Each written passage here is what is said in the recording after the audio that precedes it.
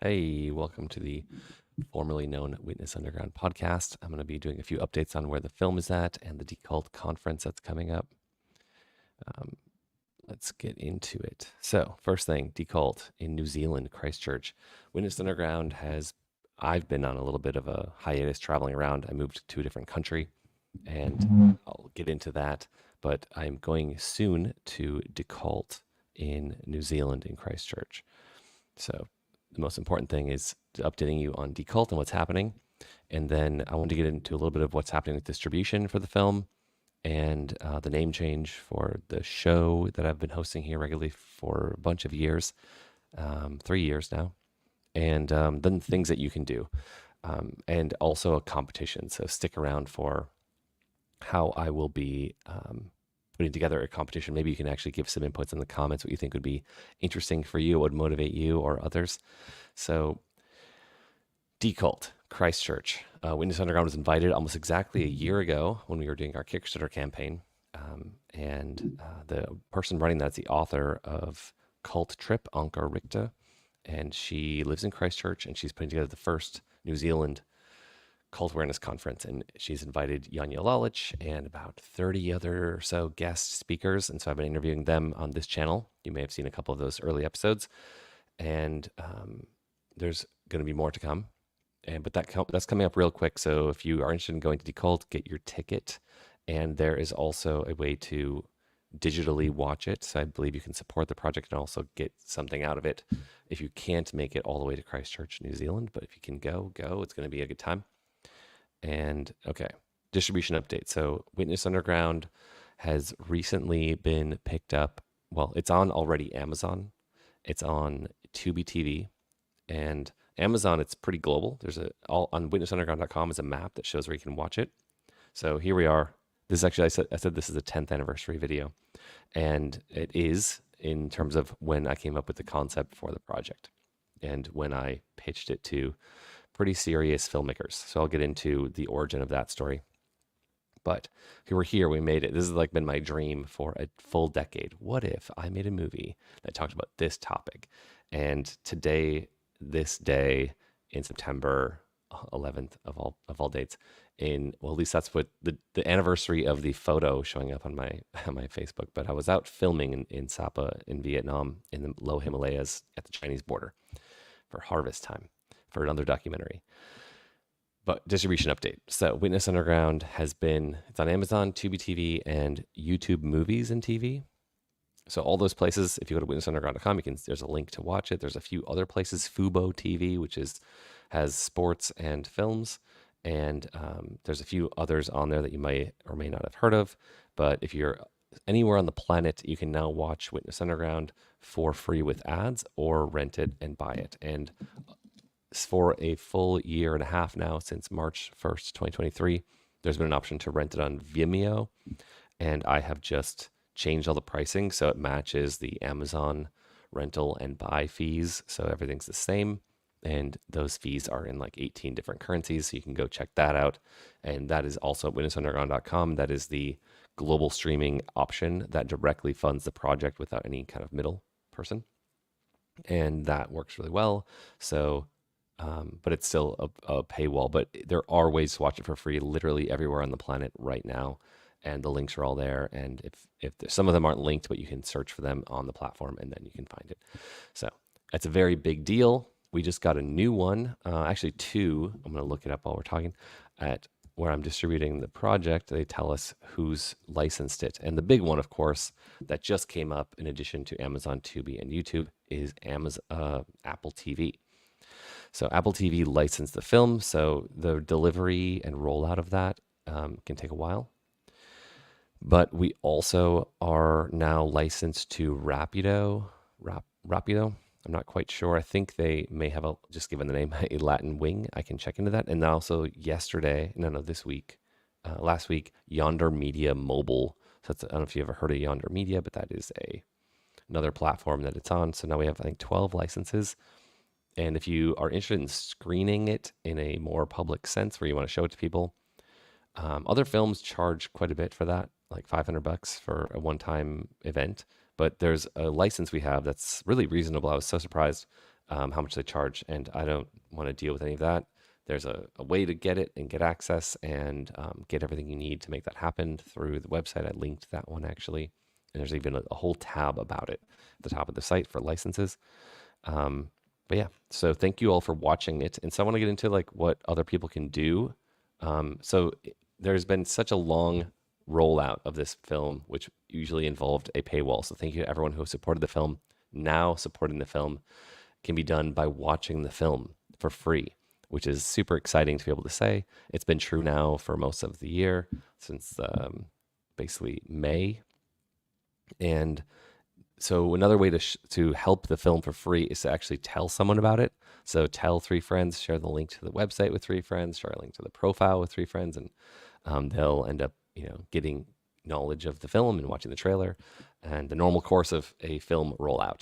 But if you can share, if you watch this and you like the movie, if you haven't seen the film, go watch it. But if you like the film, you've already seen it, tell 3 friends about it. Think, who do you know who would actually be interested in this? And the audience we're looking for is not someone who is lived the experience of leaving a religion. That's a great audience. That's a perfect audience. But also like anyone on the planet who doesn't know about this. Like I would watch a documentary about a dung beetle following, they roll balls of poop following the stars. I'm not the perfect, audience member. I'm not like a taxonomist for dung beetles, but I would still watch it. So share this with normal people, anyone in your life who, anyone from any background. I'm so curious how to reach the general average audience. And you could do that by simply sharing a post I created on social media with on your social media anonymously. Just post it, share it, send it to a friend, or share a link directly, like a private link. Share a public post with a friend privately. However you feel comfortable, all that stuff really helps.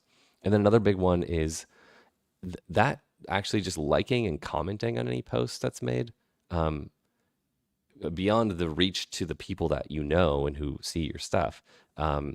Just the fact that there's any kind of movement, the robot will do more things and take notice and share that post more organically with someone like you to their post without me having to pay anything for it. So that really helps. Just liking and commenting, sharing of any kind, just tells the algorithm like, hey, people care about this. So that really helps. And then the last thing is something I want to do a competition with. So if you're interested in any of this if you're interested in the film, you're a fan, leaving a review. So I've put links on witnessunderground.com too, where you can review it at 4 different places. And so those are the public and easy ones for user review. Anyone who's listening to this would be Rotten Tomatoes, and then Amazon. So if you happen to rent the film or buy the film on Amazon, you have a unique situation where you can now also review it. And that does a lot to boost the algorithm, help link it to other similar films. And getting reviews actually just helps a film get onto lists. So if someone's looking for a film or searching on a platform where the film exists, it might get recommended to them because it had user reviews from the same person, or it has a topic based, but it'll start getting put in lists just because it has more social traction from getting likes and comments and reviews. So that goes a long way. The other places besides Rotten Tomatoes and Amazon are IMDb, and that's the Internet Movie Database. It's where all the professional film information exists. And you can also leave reviews there, which link to another place that I just learned about. It's more universal review area called Metacritic. You don't need to know about that, but you could also usually put a user review on Metacritic or just on IMDb.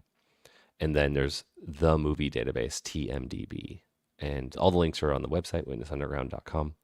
And any of those are great. And I'm just trying to find creative ways to move the needle on this project and get more awareness around it. And all of that stuff I mentioned, watching it, sharing it with friends, sharing on social media, liking, commenting, sharing, and then leaving a review is huge. And so I had an idea. Tell me what you think of this in the comments anywhere on Instagram, Facebook, or YouTube, that I could give away the Blu-ray, which is super easy to do. I could give away the 2-volume CD soundtrack, the digital download of the soundtrack, and both the digital and the physical version of the soundtrack are 2.5 hours of archival music from the movie, but also a very curated list of everything that was ever listened to in any form in the film, plus the live original songs that made it into the film and the live tracks as all bonus tracks were mixed and mastered by the people in the movie for the soundtrack and for the movie. That's all in both versions of the soundtrack, which is about 2.5 hours of music, and it's something that we've been talking about for years. Like I was already doing stuff with these musicians 8 years ago, and the film just came out months ago. So to finally be able to say like the soundtrack's available to listen to, make it the soundtrack of your life. It's great and interesting, and I think you'll really enjoy it. And it's a nostalgic piece as well. Okay, so so what do you want? Put it in the comments. Let me know. Email me, scott@bananaislandfilms.com, or respond on the website in the form to contact. Like, do you want the Blu-ray? Do you want the soundtrack? I'm wearing I found this the other day at a t-shirt shop here in Los Angeles where I'm at. This is a Prince purple t-shirt where he's got a mugshot. A great shot though. It's a great photo. And maybe it's just fake, but I love it. And I'm not even a huge Prince fan, but all the related artists to this bizarre life situation that so many of us in the film dealt with, and a lot of the fans of the film also lived, relating to anyone famous who became cultural icons for us at the time, who are also global cultural icons, is fascinating to me. So yeah. And then, okay, so the anniversary aspect of this project. I'm going to make this video short, but I just want to, oh, hey, nice to meet you, Frog Mood. I just commented in YouTube. Hi. Thanks for popping in. Okay, so I wanted to tell a short story, and the image, if you saw before the video started, or if you're watching this later, the title screen shows an image of a Vietnamese rice terraced valley shot from below. And in that photo are a director who has since become quite well known, and a producer who just came out with their debut film called New Wave, about the Vietnamese diaspora who ended up creating their own music culture after leaving their homeland for siding with the Americans during the war. They were the few that kind of made it out. And I grew up with people from that valley, from that region, the Hmong. There's a lot of them in where I grew up in Wisconsin. So I ended up moving there in part because I was in a band with one of my hometown buddies who's Hmong. And I had this, when you lose all of your guides in life through shunning, I was sort of left wondering what to do with my life. And I thought that Yoda would be a good guide. And, when the shit hits the fan and all the Jedis are murdered and hunted to their deaths, he went to a swamp planet. And I was like, the other side of this planet is where it's pretty swampy. It's a pretty good approximation. So, I moved to Vietnam, but I didn't just move to where the seat of the capital at the beginning. I moved to Sapa, which is the northern border village where the French occupation made a kind of like retreat from the noise of colonializing and occupying another nation. And they built this sort of beautiful area on this mountainside at the tallest mountain in Vietnam, Phan Xipang. And there are 5 different indigenous cultures that are still living in harmony together. And one of them is Hmong. And so a lot of the Hmong are maybe the largest, and then the Zhao. And I became friends with this woman she had this really ambitious project. So I wanted to help her out with video, and I was real novice. And pretty quickly she's like, hey, I'm in a documentary they're filming. I'm going to introduce you to this filmmaker. And so I meet pretty quickly Bao Nguyen and Elizabeth Ai. And at that time, they were filming a personal project about 2 women. And that's what we were working on in the photo, which is us and a friend of mine from China. And the 4 of us were walking through the terraces with a red camera and audio equipment, and assisting them in shooting some B-roll for this film. And the film essentially, I can't name it, but it follows 2 women. And one of them was the woman I was working with on her project, which was a school And I thought it was ambitious, and she's doing a great job to elevate her own people because she's also Hmong and she came from like, living in the valley, making her own clothes, farming her own food for every meal, and her daughter. And she realized that there was a big need, that there wasn't a school. So she had this crazy, powerful project that was really ambitious.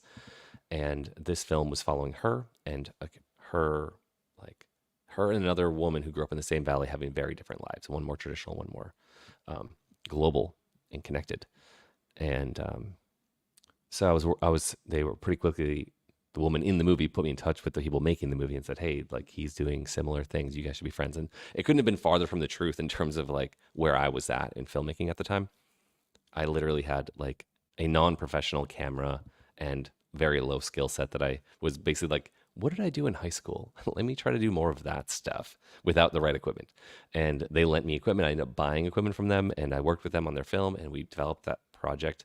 I ended up shooting my own scenes for them because I was living in Vietnam for 5 years when they couldn't make it. And it was like, hey, can you go get some pickup shots of this one character's kids? Because she just had twins or a baby. I can't remember now. I think it was twins. So I shot this. And anyway, so that was going on. And then at the time, they were like writing questions for Will Ferrell and Tina Fey because Bao was working on a film that came out later called Live from New York about Saturday Night Live. And like we're, wrapping on our interview with one of the characters in their movie.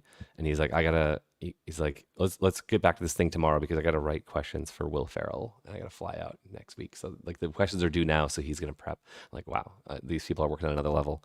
And later he came out with another film that's on ESPN about Bruce Lee called Be Water.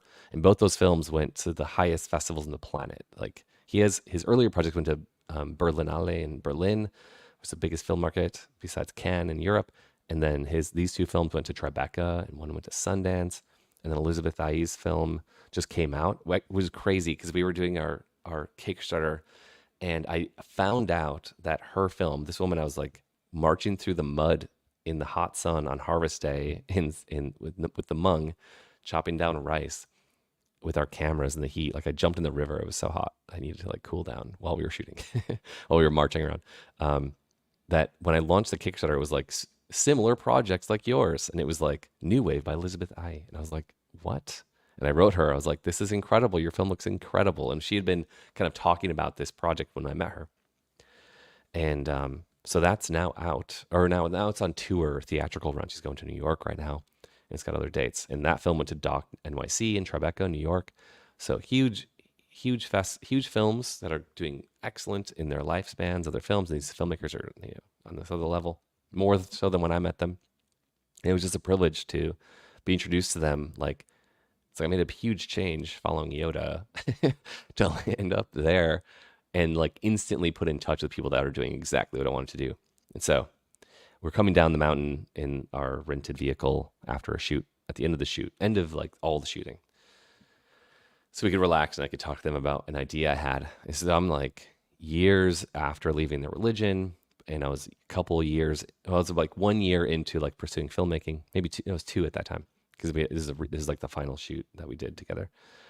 And I was like, what do you think about me? And I told them some of my background as a former, Jehovah's Witness, and how the impact of that on my life at that time, and like how it took me across the planet and pursuing my creativity and storytelling.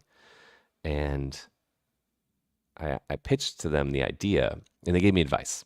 So I guess I need to share with you the advice. Basically, the advice was, don't make a film because you're trying to prove a point to someone like your family. Those never work. Like that, it gets in the way of your art and your craft. So something on those lines. And I was like, oh wow, because my big motivations were like shunning from my family. It feels like a crime against humanity. It's like a human rights violation, but it's like your own family members are coerced. They have to do it, or they will also get shunned. And it's just like, well, it's actually not about them, right? But having them say that without even really knowing the context, I probably gave some of the details, and they were like, well, your motivations are a little skewed here. And, they didn't say it outright, but they're like, don't make a film for those reasons or with that as a topic. but definitely tell that story. What was crazy is like we were having this conversation and we were coming down the mountain. It was kind of dusk, and there was this like it's a really winding. This part of the world, it's like they have brand new roads since the Americans pulled out. They've like developed their country and put in crazy brand new roads, kind of like 1930s Great Depression, government funding everything, America. So if you can think of like the best thing that came out of the Great Depression, they had that moment throughout the basically the thriving economy started for them in the 90s, I think. And they just developed their country from like nothing, like barefoot in the mud to like industrialized nation. And the roads are awesome and beautiful, perfect for motorcycle riding. And but we had this pull off on this highway with this incredible view. These are like, how tall? Like 14,000 foot peak or so, but like base to peak, so tall. It's not just like just the top is that high. Like these are super tall mountains. You're coming down this like crazy mountain switchback. And we pulled off to have like a sunset view. We're having some of this chat there. And this like moving truck, I don't know, he was just barreling down the mountain as fast as possible. And we were in like a windowless van, kind of cargo van. And this huge truck, like we would call it like a moving truck, like a U-Haul in America, or like something in the like move house, came around the corner and it like slid sideways because of us being parked in this. It was a pull-off, but it wasn't a very big pull-off. And like saw us and was shocked and like spun his wheel, and the whole truck came like sliding and like tires screeching, and then it like straightened out into a little fishtail and went down the mountain. And we're like, we all almost got wiped from the side of the mountain and died. Oh my God. Let's get out of here. So we packed up and it took off. But that was where this story began, because I was sort of like always wanted to tell the story. And that's part of what motivated me to go make films and get into documentary. And that by the time we had that conversation, I'd worked on a lot of films at that point in Hanoi, because I lived in Sapa for a few months. I worked with them when I first got there on this project and a few other little projects of theirs. And then I moved to Hanoi after a few months, and I lived in Hanoi and I pursued filmmaking and film work. And I worked on Red Over the Rainbow by Vincent Beaumont, which is his directorial debut documentary. He's actually coming to visit me in Los Angeles. He's coming to Los Angeles. His wife is in the film industry now, and she's presenting at a really interesting, like opening up Vietnam to global filmmakers. She worked on The Five Bloods by Spike Lee as I think a line producer or some level of producer, where she like organizes a lot of things and people. And she also worked with some really major directors that are well-known global household names that have now since produced there. She had something to do with Kong, I believe, or at least she knows the teams. Might have been before she got involved. Anyway, she's coming to present here in LA. So the whole family's coming. So it's so exciting, because I got to visit them in Provence where they live. And now they're coming to LA, which I just happened to I wasn't planning to be here, but I'm here for a couple months. And anyway, so my Hanoi, Vietnam, strange film connections are all sort of like coming back into my life in this weird way. And I just wanted to like pop on and say, happy 10th anniversary to me posting about it on Facebook when I was working on like one of the coolest projects of my life at the time, where I learned a lot. I like watching Bao work with a camera and work with interviewees in like 30 minutes changed my life. So shout out to Bao. And thanks for watching Witness Underground. Please share the film with friends. If you've watched it, you liked it. If you can review the film, you're next level incredible. And I think what I'm going to do is, I already have a thing. Like if you sign up on witnessunderground.com to get the newsletter, you're entered into a once a month contest to get the soundtrack or Blu-ray. I forget. I think it's the soundtrack. So I'll send you the soundtrack. And I want to just make that an announcement regularly. And then additionally, if you leave a review, I'll also send you the Blu-ray or soundtrack. So just send me a post, a screenshot, or something that you left a review anywhere at all, and I'll send you the soundtrack as a gift. So I'm saying it now, hold me to it. Or if you want this shirt, If you want, not this one, I'll keep this one for myself, but if you want a Prince shirt, I'm down to go get you one. They're available in standard crew neck and all sizes, small, medium, large. Also, I want to do one last shout. I'm going to be featured on a podcast tonight, not live, but I will. I just want to get you the name of the guy and his show. Real quick, bear with me.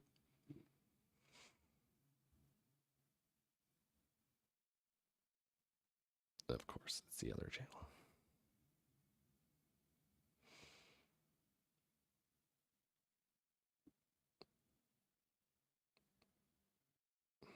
Unbelievable.